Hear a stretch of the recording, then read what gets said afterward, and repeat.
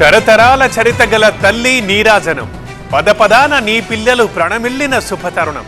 ఇవి అందశ్రీ రాసిన తెలంగాణ గేయంలోని 2 పంక్తులు. ఈరోజు తెలంగాణ సచివాలయ ప్రాంగణంలో జరగబోయే పండగ ఇలాగే ఉండబోతోంది. 20 అడుగుల తెలంగాణ తల్లి విగ్రహావిష్కరణకి అన్ని ఏర్పాట్లు పూర్తయ్యాయి. ఆ వివరాలు చూస్తున్నాం. నేడు సచివాలయంలో తెలంగాణ తల్లి విగ్రహావిష్కరణ ఘనంగా జరగబోతోంది. సాయంత్రం 5 గంటలకు సీఎం రేవంత్ చేతుల మీదుగా ఇది ఆవిష్కరణ కానుంది. అనంతరం 1,00,000 మంది మహిళలతో సీఎం రేవంత్ బహిరంగ సభ నిర్వహిస్తారు. సాయంత్రం 5:45 డ్రోన్ షో ఉండబోతోంది. ఇదే వేదికపై తెలంగాణ గేయ రచయిత అందశ్రీ, తెలంగాణ తల్లి విగ్రహ రూపకర్త గంగాధర్, శిల్పి రమణారెడ్డిలకి సన్మానం ఉండబోతోంది.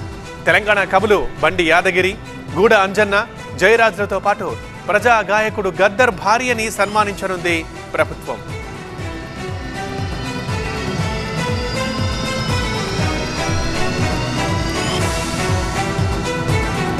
ప్రస్తుతం సచివాలయంలో ప్రతిష్ఠించే విగ్రహం సగటు తెలంగాణ తల్లిని ప్రతిబింబిస్తుంది అంటున్నారు విగ్రహ శిల్పి రమణారెడ్డి. స్వయంగా సీఎం రేవంత్ రెడ్డి ఒక మంచి ఆర్టిస్ట్ కావడంతో ఆయన సూచనల మేరకు ఎన్నో జాగ్రత్తలు తీసుకుని దీన్ని రూపొందించినట్లుగా చెబుతున్నారు. మొత్తం 20 అడుగుల ఎత్తులో ఉన్న ఈ విగ్రహాన్ని రూపొందించామన్నారు రమణారెడ్డి.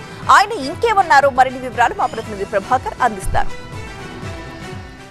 తెలంగాణ ప్రజా విజయోత్సవంలో భాగంగా తెలంగాణ ప్రభుత్వం కీలకంగా చేపట్టబోతున్న కార్యక్రమం తెలంగాణ తల్లి విగ్రహావిష్కరణ. సచివాలయం లోపల తెలంగాణ తల్లి విగ్రహాన్ని తెలంగాణ ప్రభుత్వం ఏర్పాటు చేస్తుంది. సో దీనికి సంబంధించి రేపు పెద్ద ఎత్తున భారీ బహిరంగ సభతో ఈ విగ్రహాన్ని ఆవిష్కరించున్నారు. ప్రస్తుతం విగ్రహం తయారు చేసిన శిల్పి రమణారెడ్డి గారు మనతో ఉన్నారు. సార్ చెప్పండి, గతంలో అమరజ్యోతి, రాజీవ్ గాంధీ విగ్రహం, ఇప్పుడు తెలంగాణ తల్లి విగ్రహం ఎట్లా అనిపిస్తుంది? ఏం చేశారు? ఎట్లా ఉండబోతుంది విగ్రహం? దేశంలోనే ఎక్కడా లేనటువంటి ఒక యూనిక్ చరిత్ర అనేది తెలంగాణకు ఉంది. ఎంతోమంది అమరులైనరు, ఎంతోమంది త్యాగదనులైనరు.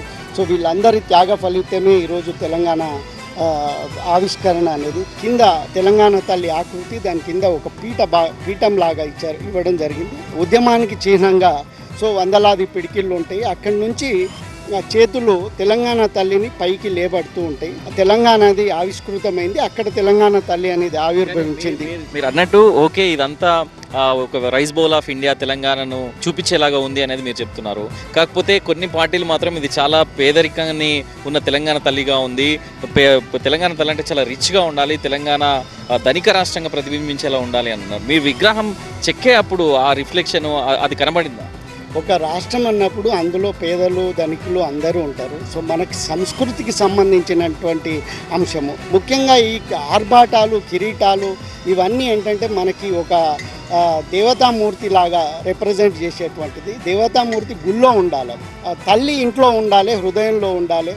సో కాబట్టి ఇక్కడ మనం తల్లిని ఆవిష్కృతం చేస్తున్నాం. ముఖ్యంగా ఒక తల్లికి అన్ని రకాల ఇంట్లో ఉన్న అన్ని రిలేట్ అయ్యి ఉంటాయి. మనకున్న 10 పిల్లలు ఉన్నప్పటికీ 10 మంది ఆలోచనలు దూరం ఉంటాయి. సో ఆ రకంగా మనం 10 మంది ఆలోచనని, అభిమతాలని అందులో ఇంప్లిమెంట్ చేయలేము. సో అట్లనే మన పండుగలు కూడా చాలా ఉన్నాయి. బతుకమ్మ ఉంది, బోనాలు ఉన్నది, సమ్మక్క సారాలమ్మ. సో ప్రపంచంలోనే పెద్ద ట్రైబల్ ఫెస్టివల్ ఉంది, సదర్ ఫెస్టివల్ ఉంది. సో వీటన్నిటిని అందులో ఇంప్లిమెంట్ చేయాలంటే అది కానీ పని. అండ్ మనకి ఎన్నో రిచ్నెసెస్ ఉన్నాయి, సో హెరిటేజ్ రిచ్నెసెస్ ఉన్నాయి. అవన్నీ కూడా ఇంప్లిమెంట్ చేయడం కుదరదు.